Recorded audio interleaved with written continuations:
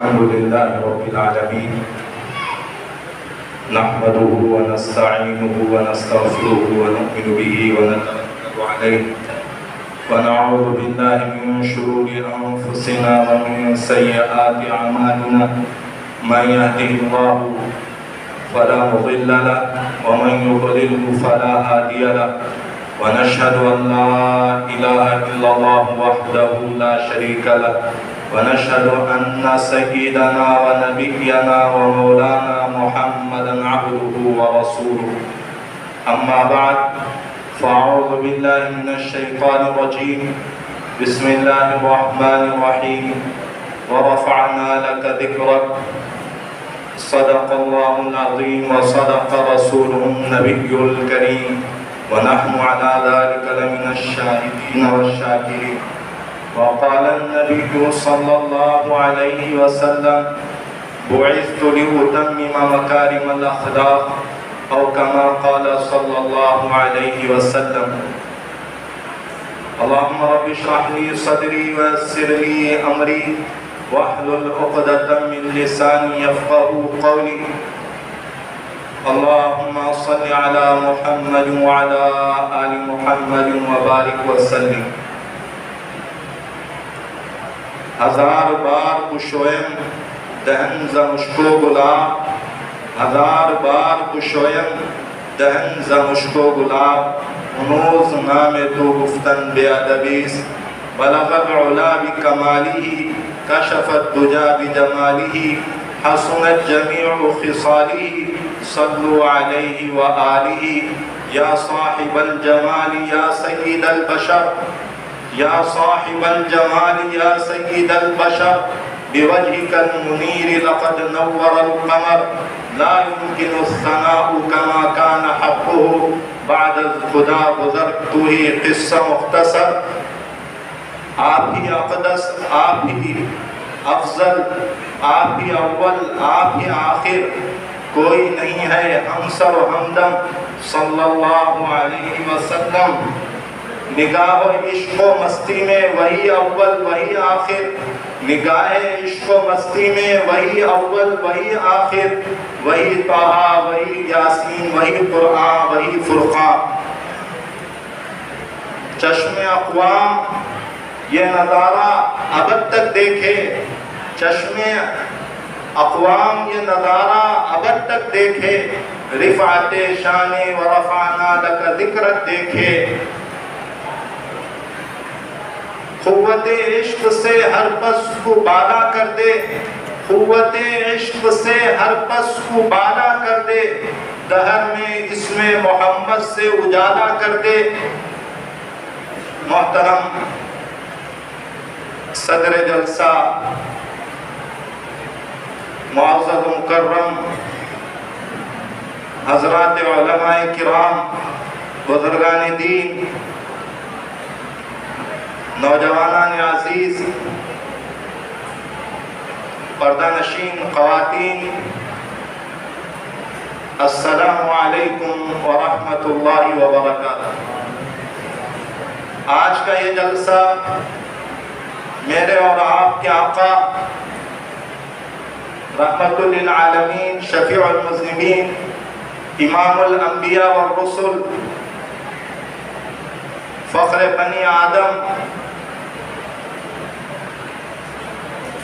آقا نامدار محمد مصطفیٰ احمد مجتبیٰ صلی اللہ علیہ وسلم کی سیرت طیبہ سے تعلق رکھتا ہے آقا صلی اللہ علیہ وسلم کا ذکر خیر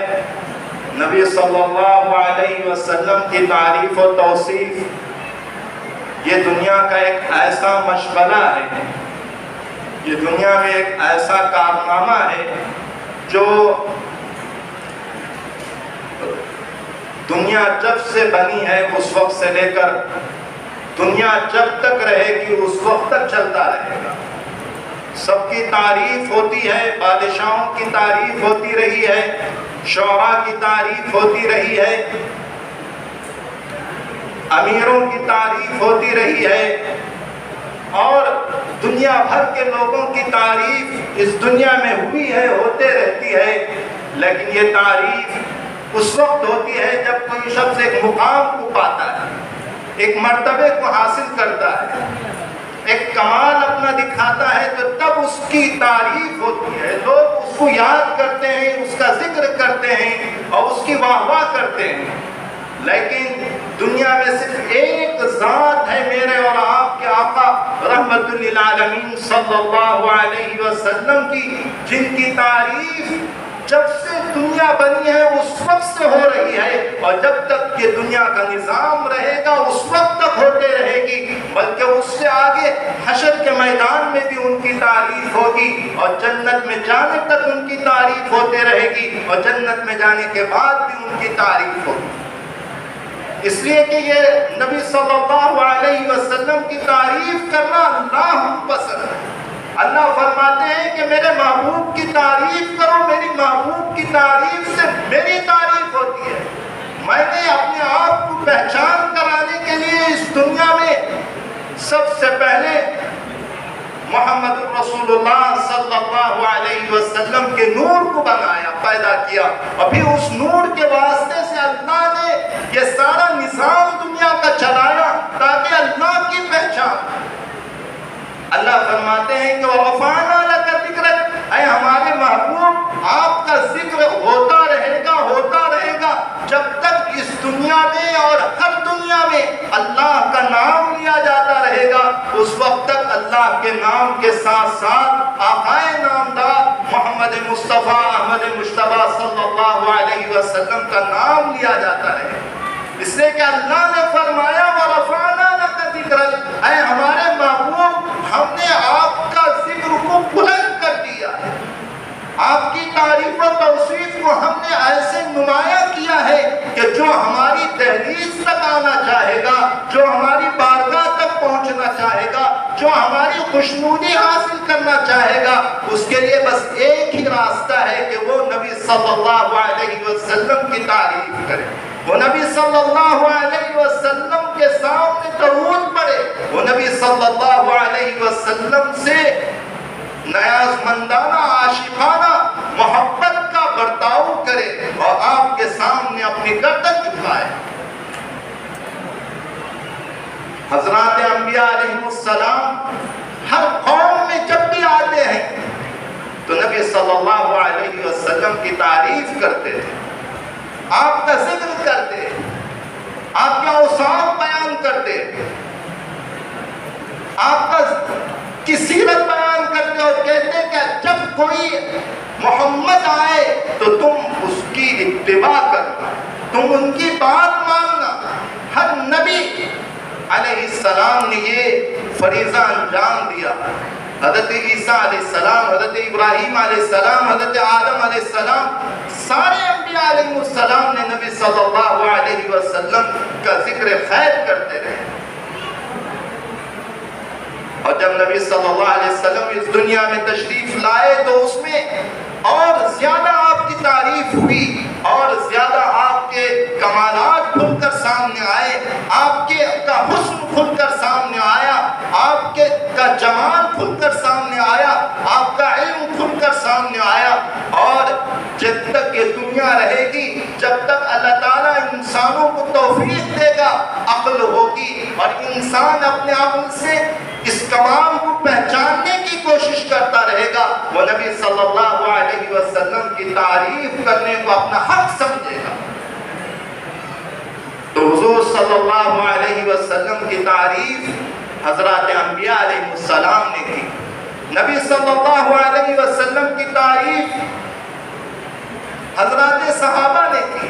نبی صلی اللہ علیہ وسلم کی تعریف تابعین نے کی، نبی صلی اللہ علیہ وسلم کی تعریف تبع تابعین نے کی، نبی صلی اللہ علیہ وسلم کی تعریف شعراء نے کی، نبی صلی اللہ علیہ وسلم کی تعریف علماء نے کی، نبی صلی اللہ علیہ وسلم کی تعریف بادشاہوں نے کی، نبی صلی اللہ علیہ وسلم کی تعریف علم رکھنے والوں نے کی، نبی صلی اللہ علیہ وسلم کی تعریف تاجروں نے کی، نبی صلی اللہ علیہ وسلم کی تعریف سیاستدانوں نے کی، نبی صلی اللہ علیہ وسلم کی تعریف انسانوں نے کی،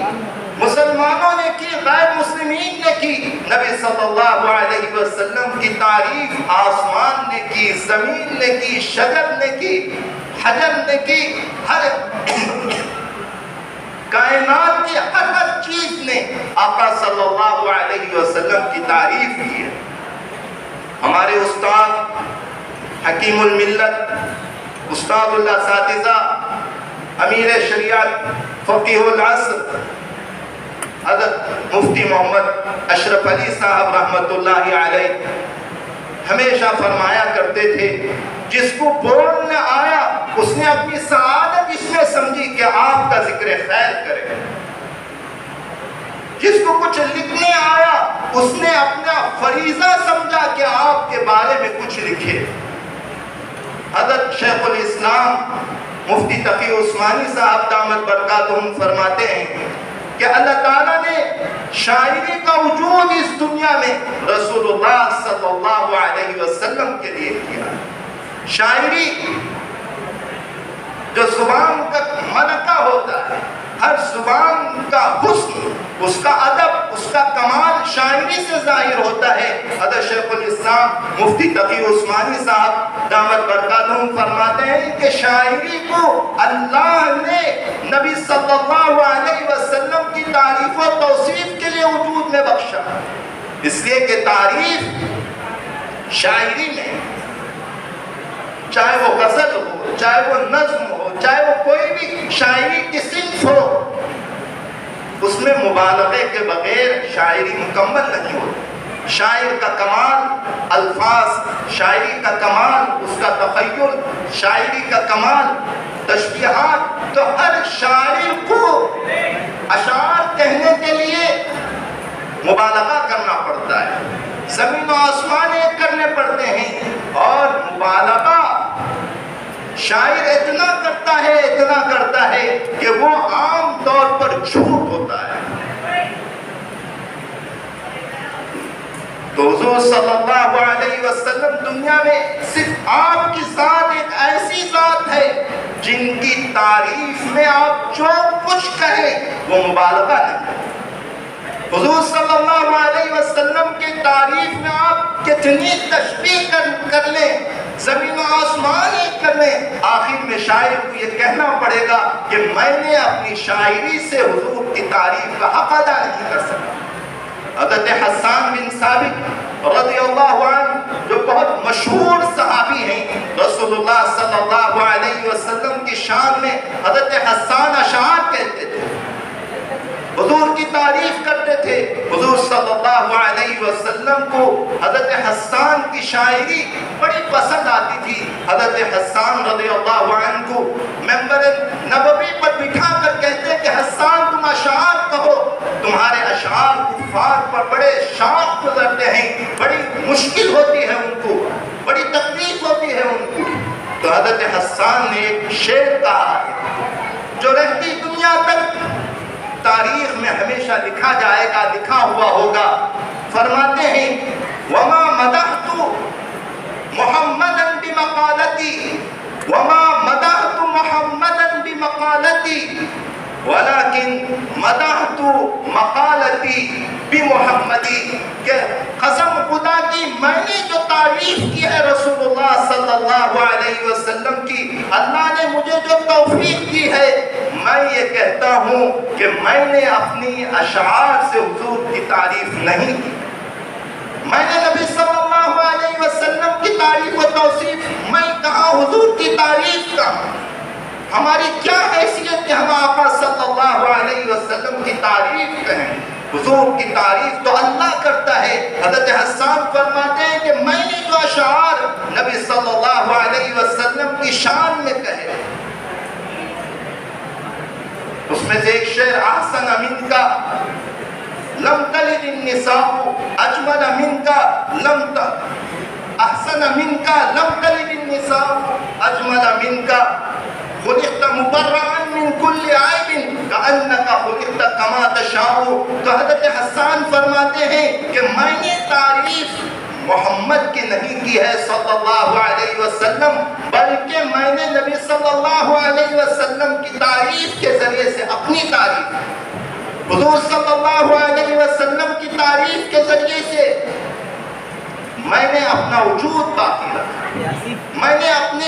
کلام کی، اپنی شاعری کی تعریف کی، اور رہتی دنیا تک میرا نام باقی رہ گیا یا آقا صلی اللہ علیہ وسلم کے صدقے۔ تو میرے دوستو، حضور صلی اللہ علیہ وسلم کی تعریف اس دنیا میں اللہ کا محبوب مشغلہ، اللہ کو محبوب عمل، اللہ کا پسندیدہ عمل ہے۔ اللہ کو بہت پسند ہے کہ حضور کی تعریف کی جائے۔ نبی صلی اللہ علیہ وسلم کی تعریف مختلف لوگوں نے کی ہے، مختلف انداز سے کی ہے، لیکن بعض شعراء کچھ ایسا کمال کیے ہیں جن کی تعریف نبی صلی اللہ علیہ وسلم کو پسند آئے، جن کی تعریف کو حضور نے سند عطا کی، حضور نے پسندیدگی کی سند عطا کی، سرٹیفکیٹ عطا فرمایا۔ اور ہمارے استاد حضرت مفتی صاحب رحمت اللہ علیہ حکیم الملت فرمایا کرتے تھے، تعریف کرنے والوں کے سلسلے میں، شعراء کے سلسلے میں، شاعروں کے لیے جو نعت لکھتے ہیں، یہ بہت بڑی ان کے لیے خوبی ہے، سعادت ہے کہ اگر ایک شعر بھی آقا صلی اللہ علیہ وسلم کو کسی شاعر کا پسند آ گیا تو وہ مصرع، وہ شعر ان کی مغفرت کے لیے کافی، اللہ کی خوشنودی کے لیے وہ کافی ہے۔ تو مختلف شعراء نے حضور صلی اللہ علیہ وسلم کی شان میں تعریفی کلمات کہے ہیں، اشعار کہے ہیں، نعتیں لکھی ہیں، لیکن ان اشعار میں ہمارے بزرگوں نے فرمایا کہ حضور کے دربار میں جس نعتیہ شاعری کو سند ملتی ہے پسندیدگی کی، اس کی ایک علامت یہ ہے کہ اس کے اشعار لوگوں میں عام ہوتے ہیں، لوگ ان اشعار کو خوشی سے سنتے ہیں، لوگوں کے زبان پر وہ اشعار